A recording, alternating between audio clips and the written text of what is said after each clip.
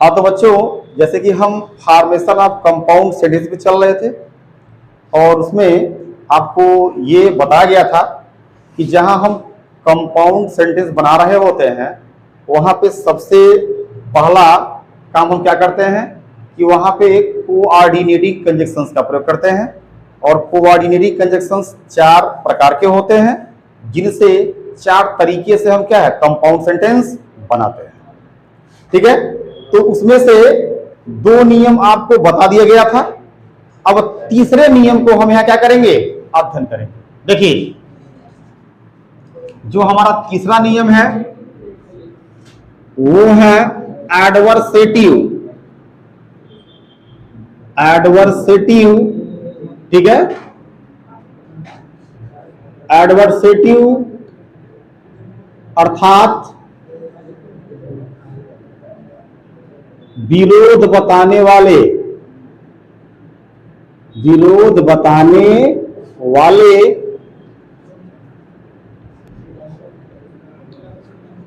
Conjunctions, conjunctions का प्रयोग करके। ठीक है, देखिए, तो ये हमारा तीसरा जो है नियम वो है एडवर्सेटिव, यानी कि विरोध बताने वाले कंजक्शंस का प्रयोग करके।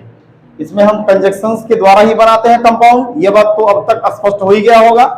अब देखिए, यहाँ पे जो मुख्य कंजक्शंस है हमारे विरोध बताने वाले, वो सबसे पहले हमारा क्या है, सबसे पहला है हमारा हाउ इवर। ठीक है,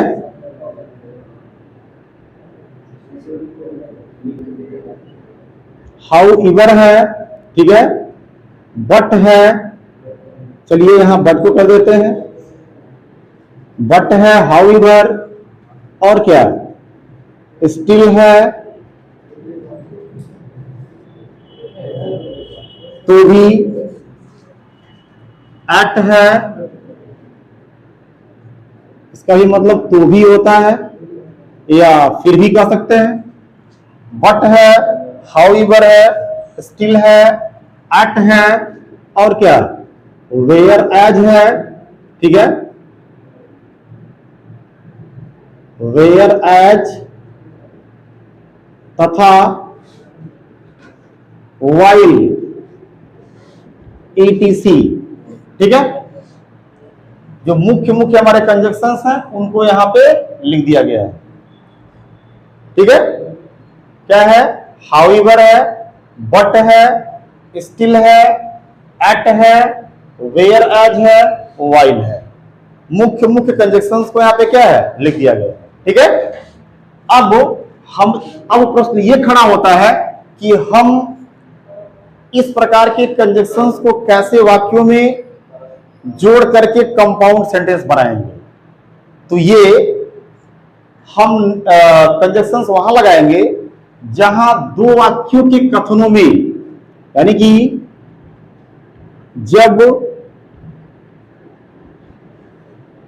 2 वाक्यों के कथनों में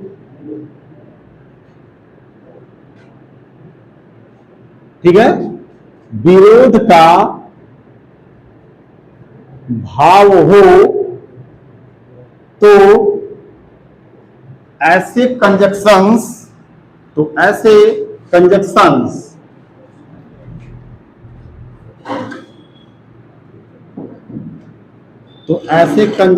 का प्रयोग करते हैं।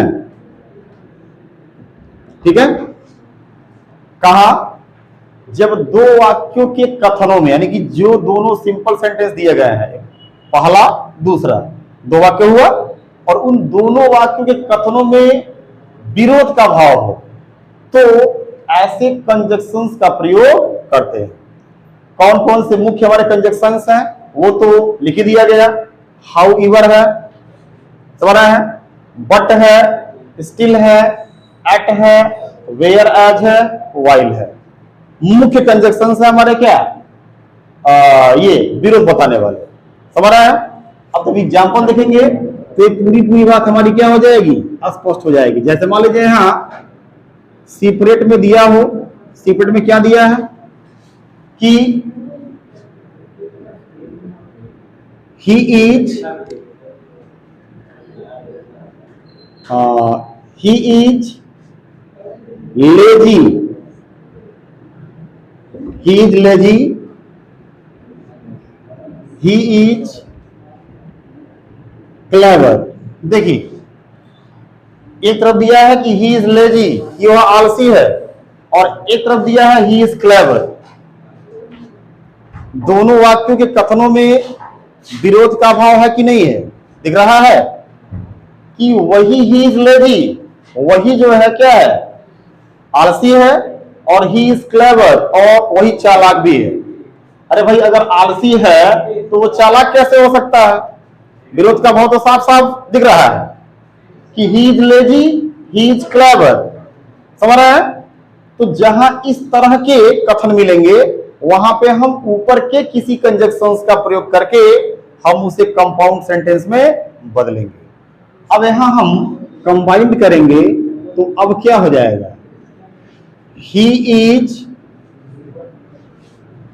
लेजी, ठीक है, he is lazy but clever, but से जोड़ लेंगे हम, he is lazy but clever. He is lazy वह आलसी है लेकिन चालाक है, सो रहे हैं, यानी he is lazy but clever. ठीक, अब देखिए दूसरा वाक्य अगर दिया हो हमारा, वो ऐसे दिया हो क्या, ही is poor, he is honest, he is poor, he is honest. तो अब जब हम इसे चेंज करेंगे यानी कि कंबाइंड करेंगे तो क्या हो जाएगा, ही इज पुअर एट, तो भी ही इज पुअर एट हो गया। अब देखिए ही इज दोनों में कॉमन है कि नहीं है, है कि नहीं है, दोनों में कॉमन है, तो हम एक को छोड़ देंगे। यहां भी क्या था, एक दोनों में कॉमन था, हमने छोड़ दिया है। ठीक, वही चीज यहां मैंने बता दिया कि जब दोनों में कोई शब्द कॉमन रहेंगे तो उनको हम छोड़ देते हैं, मतलब उनमें से पहले वाले को लिखते हैं और दूसरे वाले को क्या कर देते हैं, छोड़ देते हैं। समझ रहे हैं? अब ये नहीं कि he is lazy but he is clever, गलत है वो, he is lazy but clever. समझ रहे हैं? क्योंकि यहां पे हम सीपेट का मतलब क्या, अलग अलग वाक्य, और कंबाइंड का मतलब क्या, हम उस अलग अलग वाक्यों में आए हुए भाव को एक साथ जोड़ रहे हैं, वही तो है ना कंबाइंड। तो जब हम अलग अलग ही करेंगे जोड़ने के समय में भी, तो हमने कंबाइंड किसका किया है, समझ रहे हैं? अब ये हो जाएगा he is poor yet honest, yet honest. अब देखिए ही इज पुअर, वह गरीब है तो भी ईमानदार है, क्योंकि यहां वही था, ही is poor, he is honest. तो यहां हम एट का प्रयोग करेंगे। मैक्सिमम बच्चे यहां बट का इस्तेमाल कर देते हैं, वो गलत है। यहां ऐसे जगह पे हम क्या है, एट का इस्तेमाल करते हैं। अब देखिए तीसरा मान ये दिया हो यहां पे क्या,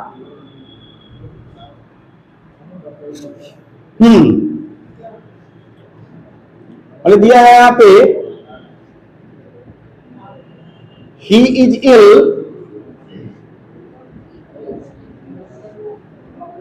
ही works hard, he works hard. देखिए क्या दिया है, ही इज इल वह बीमार है, ही वर्क्स हार्ड लेकिन फिर भी वो क्या है, कठिन परिश्रम करता है। He is ill, he works hard, तो बीमार है लेकिन फिर भी कठिन परिश्रम करता है, तो स्टिल वहां साफ दिख रहा ना, स्टिल तो भी या फिर भी, अर्थ है ना। तो अब हम ऐसे वाक्यों को स्टिल से कंबाइन करेंगे। अब क्या हो जाएगा यहां, ही इज इल, ठीक, ही इज इल। अब देखिए यहां दोनों कर्ता सिमिलर है, इनकी क्रिया सिमिलर नहीं है, तो यहां हम इस ही को भी लिखेंगे, ठीक है। यहां केवल यही है ना, ही और ही दोनों में कॉमन है, तो एक ही को बस छोड़ेंगे। इस हेल्पिंग वर्ब को हमें यहां लिखना है और इस हेल्पिंग वर्ब को हमें यहां लिखना है स्टिल के बाद। समझ रहा है, क्योंकि कर्ता ही दोनों में बस सिमिलर है ना, समझ रहा है ना। अब यहां हो जाएगा he is ill still works hard. He is ill still works hard, फिर भी वो कठिन परिश्रम क्या है, करता है। समझ रहा है, क्योंकि दोनों का कर्ता ही ना बस क्या कॉमन था, तो एक तो कर्ता हमें लिखना है यहाँ, और जो दूसरा कॉमन है उसको छोड़ देंगे ना। और यहां इन दोनों में कर्ता और ये क्रिया दोनों कॉमन थी, तो हमने दोनों को छोड़ा। समझ रहा है यह बात। चौथा मान लीजिए वाक्य यहां दे दिया,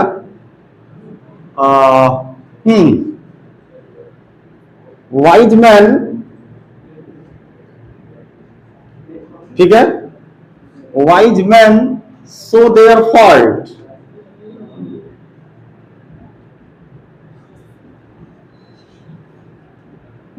wise man so their faults, wise man so their faults. Wise man का मतलब क्या, बुद्धिमान लोग, सो मीन्स दर्शाते हैं या दिखाते हैं, देयर फॉल्ट मीन्स क्या, अपने कमियों को, यानी कि बुद्धिमान लोग अपने कमियों को दर्शाते हैं, दिखाते हैं, प्रकट करते हैं। और क्या, fools avoid them, fools avoid them, wise men show their faults, fools avoid them। जबकि ये ऐसे भी हो सकता है, यह सेंटेंस ऐसे भी हो सकता है। कई बार आपके बोर्ड एग्जाम में, क्लास 12th के बोर्ड एग्जाम में ये क्वेश्चन दूसरे प्रकार से हल्का सा टर्न करके पूछा जा चुका है। वो कैसे, wise man show their faults, others shun it. Others means क्या, अन्य दूसरे लोग इसे नजरअंदाज करते हैं। समझ रहे हैं, तो कहने का मतलब क्या, दोनों वाक्य तो लगभग एक दूसरे के जैसा ही तो अर्थ रखते हैं। तो ये कोई आवश्यक नहीं है कि जो एग्जाम्पल आपको दिया जा रहा है सेम टू सेम सिमिलर ही मिल जाए बोर्ड एग्जाम में। जबकि कई बार ऐसा भी हुआ है कि जो एग्जाम्पल क्या है दिया गया है, बताया गया है, सेम टू सेम वही मिल गया बोर्ड एग्जाम में। जबकि अनेकों बार क्या होगा कि जो एग्जाम्पल आपको यहां दिया रहेगा उसी से रिलेटेड आपको क्वेश्चन क्या है बोर्ड एग्जाम में मिलता है। तो जो जिस एग्जाम्पल से क्या होगा संबंधित होगा, उसको उसी के अनुसार क्या है हम चेंज कर लेंगे। समझ रहे हैं ये बात। अब यहां जब हम इसका कंबाइंड करेंगे तो अब क्या हो जाएगा, यहां पे हम इसे सीधे ऐसे कर सकते हैं, wise man so their faults, ठीक, wise man so their faults whereas, और वहीं पर दिख रहा है कहीं वेयर एज, यहां दिख रहा है whereas, wise man so their faults whereas fools avoid them. और वहीं पे जो मूर्ख लोग हैं वो इसे अनदेखा करते हैं, नजरअंदाज करते हैं। समझ रहे हैं, हो तो गया कि बुद्धिमान लोग अपने कमियों को दर्शाते हैं, जबकि जो क्या है मूर्ख हैं वो उसे नजरअंदाज करते हैं। समझ रहे हैं, तो अब यहां क्या हो जाएगा, whereas, whereas fools avoid them, यानी कि wise man so their faults whereas fools avoid them कर सकते हैं। तो आपको जो है 4 एग्जाम्पल्स यहां दिए गए, और इस 4 एग्जाम्पल्स को आप 100% समझे ही होंगे। और अगर इस 4 एग्जाम्पल को समझे हैं तो आपको ये पूरी की पूरी बात जो है समझ में आ ही गई होगी। अब हम जो चौथा है उसके तरफ बढ़ते हैं, वो क्या है, इलेटिव। इलेटिव यानी कि परिणाम, परिणाम बताने वाले, परिणाम बताने वाले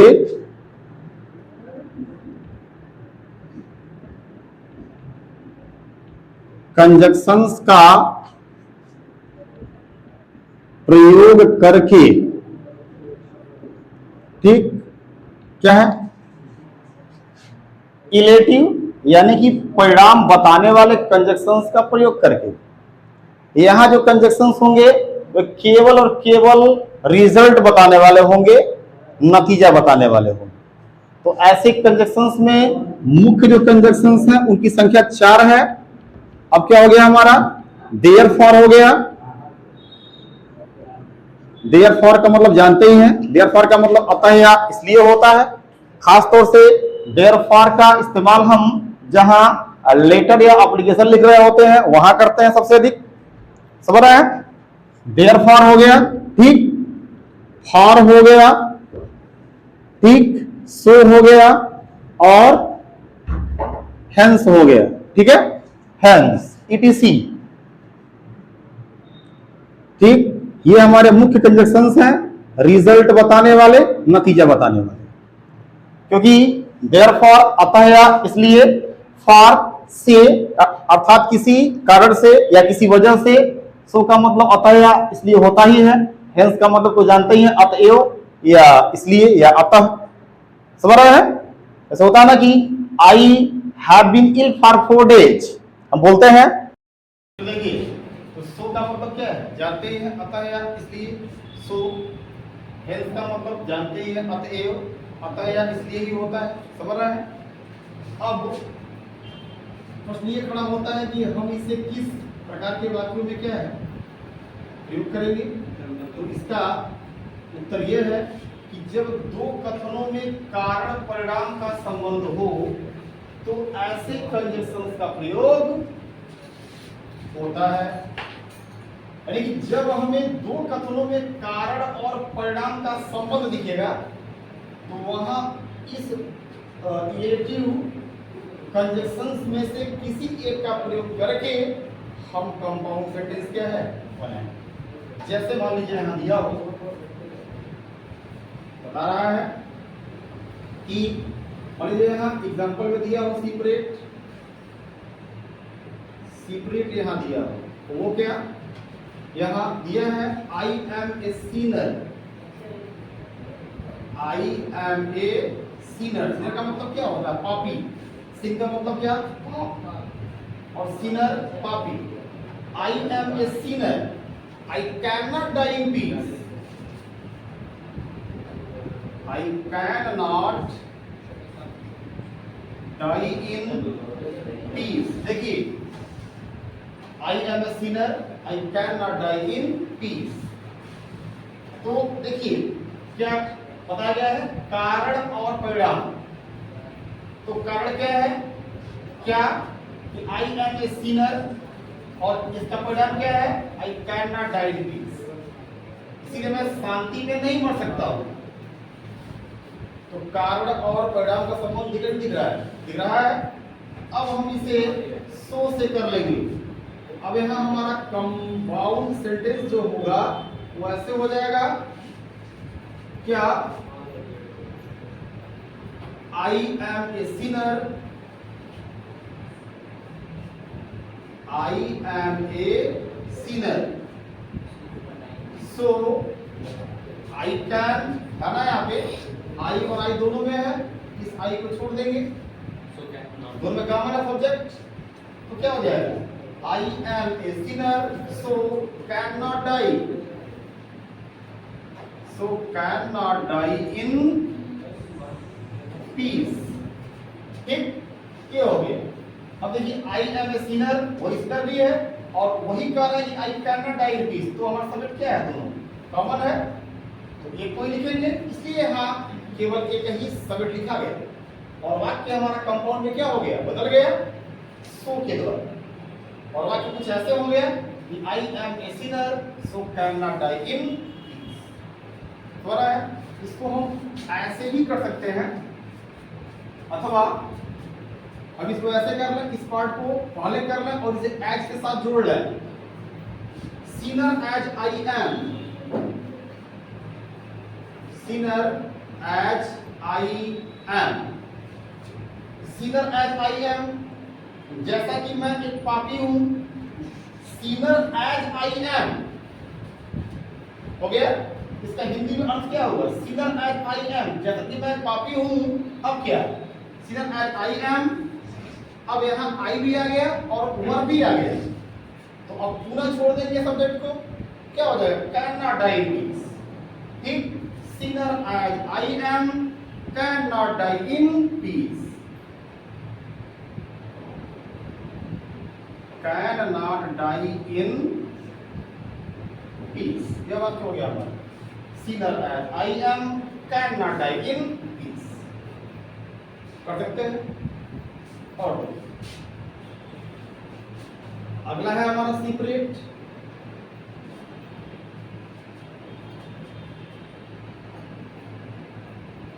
ही is the son of a, he is the son of a lecturer,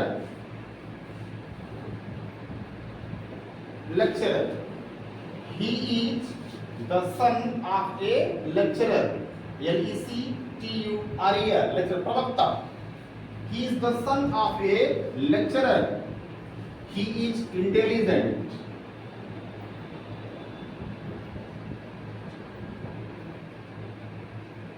he is intelligent। देखिए कारण और परिणाम का संबंध यहां पे दिखाई दे रहा है, ठीक है? क्या कि he is the son of a lecturer, कि वह एक प्रवक्ता का क्या है? लड़का है, और he is intelligent, और इसीलिए वो क्या है? बुद्धिमान। क्या है हमारा कारण? कि he is the son of a lecturer, कि वह एक लेक्चर का क्या है? बेटा है, यह कारण है, और उसका परिणाम क्या है? कि he is intelligent, वो क्या है? बुद्धिमान। तो कारण और परिणाम का संबंध है कि नहीं? है ना? तो जहां इस तरह के वाक्य मिलेंगे वही हम इस प्रकार के कंडीशन के अंदर करेंगे। कहने का मतलब यह है कि जो थ्योरी आपको पढ़ाई जा रही है उससे संबंधित जो भी वाक्य मिलेगा, अगर सिंपल करना होगा तो सिंपल करेंगे, कंपाउंड करना होगा तो कंपाउंड करेंगे, कॉम्प्लेक्स करना होगा तो कॉम्प्लेक्स करेंगे। जहां जैसा सेंटेंस वैसा नियम। आप इसको ऐसे भी समझ सकते हैं, जैसा रोगी वैसा ही उपचार, आपको करना, ठीक है? अब यहां क्या हो जाएगा? He is the son of A lecturer, he is intelligent. अब क्या हो जाएगा? जब हम इसका कंबाइंड करेंगे तो ऐसे हो जाएगा, he is the son of A lecturer, so he is intelligent। या यहाँ पे आप क्या है? आप यहाँ पे therefore का भी प्रयोग कर सकते हैं, आप यहाँ therefore का भी इस्तेमाल कर सकते हैं, ऐसे भी हो सकता है ये, he is the son of a lecturer therefore he is intelligent। या ऐसे भी कर सकते हैं, he is the son of a lecturer so he is intelligent।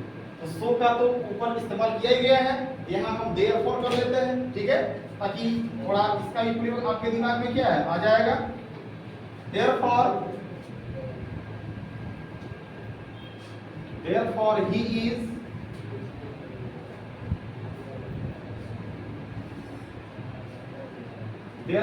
is intelligent, ठीक है ना? हालांकि दोनों का अर्थ क्या होता है? इसीलिए होता है या अतः ही होता है। सो का भी मतलब वही है, अतः या इसलिए। देयरफॉर का भी मतलब है क्या? अतः या इसलिए, ठीक है? तो ऊपर सो का प्रयोग किया गया था, इसलिए मैंने यहाँ पे देयरफॉर का प्रयोग करके आपको बताया। तो वाक्य हमारा क्या हो गया? he is the son of a lecturer therefore he is intelligent, और इसीलिए क्या है? वो बुद्धिमान। समझ रहा है? तो कारण और परिणाम का संबंध हमें यहाँ भी दिखाई दे रहा है। एक एग्जांपल हम और भी देखेंगे, जैसे मान लीजिए यहाँ दिया हो सेपरेट में, he left his studies. He left his studies. He left his studies. उसने अपनी पढ़ाई छोड़ दी. ठीक है. He had no money. He had no money. He had no money. He left his studies. उसने अपनी पढ़ाई छोड़ दी. He had no money. उसके पास पैसे नहीं थे. ठीक. अब देखिए कारण और परिणाम का संबंध है. अभी दिखाई दे रहा है बात. कारण क्या है? He left his studies. उसने अपनी पढ़ाई छोड़ दी. ठीक. क्यों छोड़ दी? He had no money. उसके पास पैसे नहीं थे. यह हमारा क्या हुआ? कारण हो गया. He had no money. और उसका परिणाम क्या हुआ? He left his studies. समझ रहे हैं? तो कभी कभी कारण जो है पहले में होगा, परिणाम दूसरे में होगा. कभी कभी कारण क्या है? कभी कभी कारण पहले में होगा, परिणाम क्या होगा? दूसरे में हो सकता है. मतलब क्या? उन दोनों वाक्यों में कारण और परिणाम का संबंध आपको मिलेगा. जैसे यहाँ मान लीजिए क्या है? He left his studies. उसने अपनी पढ़ाई छोड़ दी. ये कारण है या परिणाम है? परिणाम है. यहाँ क्या है? He had no money. उसके पास पैसे नहीं थे. ये कारण है कि पैसे न होने के कारण उसने अपनी पढ़ाई क्या है? छोड़ दी थी. परिणाम है, रिजल्ट है. समझ रहे हैं? अब क्या हो जाएगा? अब सबसे पहले हम लाएंगे कारण वाले को. समझ रहे हैं? क्योंकि कारण यही है कि he had no money. उसके पास पैसे नहीं थे. अब इस पार्ट को पहले हम लेके आएंगे यहाँ पे. तो अब क्या हो जाएगा यहाँ पे? He had no money. He had no money. ठीक है. So he left. So he left his studies. Studies. He had no money. So he left his studies. उसके पास पैसे नहीं थे, इसलिए उसने अपनी पढ़ाई क्या है? देखिए, तो हमने काफी आसान तरीके के द्वारा इस ऊपर के कंजक्शंस का प्रयोग करके हमने क्या है? दो वाक्यों के द्वारा या दो वाक्यों से हमने कंपाउंड सेंटेंस क्या है? बनाया. समझ रहे हैं? और यही वो चारों क्या थे? तरीके थे जिसको हमें क्या है? पढ़ना था. और आपको वहां शुरुआत में बताया गया था कि हमारे कोऑर्डिनेटिंग कंजक्शंस चार प्रकार के होते हैं, जिनसे चार प्रकार के कंपाउंड सेंटेंसेस क्या है? बनाए जाते हैं. तो हमने उन चारों का विधिवत अध्ययन कर लिया है, डिटेल अध्ययन कर लिया है. और उम्मीद है कि आप सभी को ये पूरा का पूरा कंसेप्ट क्या है? समझ में आया ही होगा. समझ रहे हैं? और यदि समझ में आया है तो आप क्या है? इस YouTube प्लेटफॉर्म पे बने रहेंगे और क्लास 12 के अगले पार्ट के वीडियोस के लिए क्या है? स्टे ट्यून रहेंगे. और आप अपनी पढ़ाई क्या है? इस YouTube चैनल के माध्यम से करते रहेंगे.